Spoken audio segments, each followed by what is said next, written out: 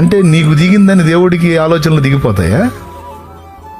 నువ్వు ఇది చేయలే అది చేయలే అన్నా సరే, అవసరమైతే ఒక మొట్టిగా వేసాను సరే, ఆయన నీకు ఏది చేయాలనుకున్నాడు అదే చేస్తాడు. ఎందుకంటే ఆయన నిన్ను ప్రేమిస్తున్నాడు. ఆయన నిన్ను ప్రేమిస్తున్నాడు. పిచ్చిగా నువ్వు 100 రెట్లు ఆశీర్వదించబడాలని కోరుకుంటాడు పిచ్చి తండ్రి.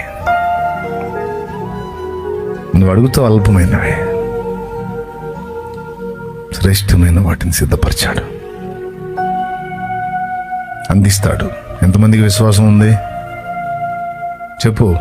నీ కాళ్ళ ముందు చూపు చూసి, ప్రస్తుతం నువ్వు ఫేస్ చేస్తున్న పరిస్థితులు చూసి దుఃఖపడవాకు, దిగజారిపోవాకు, ఇంతేలే అని రాజీ పడవాకు.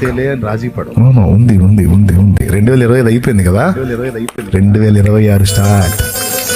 నూతనమైన మలుపులు నీ జీవితంలో, నూతన అధ్యాయం స్టార్ట్ అయింది. అది నీకు చూపించడానికే బ్రతకనిచ్చాడు నిన్ను. లేకపోతే 25లోనే క్లోజ్. 26 కూడా నీకు నాకు ఇచ్చాడంటే, ఇన్నాళ్ళ నీ కన్నీటి ప్రార్థనకు జవాబు ఈ సంవత్సరం నీకు ఇవ్వబోతున్నాడు. ఇన్నాళ్ళ నీ నిరీక్షణ, నీ ఎదురు చూపుకి ఒక జవాబు ఈ సంవత్సరంలో నీకు ఇవ్వబోతున్నాడు.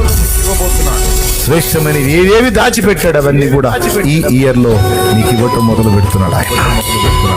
ఎంతమందికి విశ్వాసం ఉంది?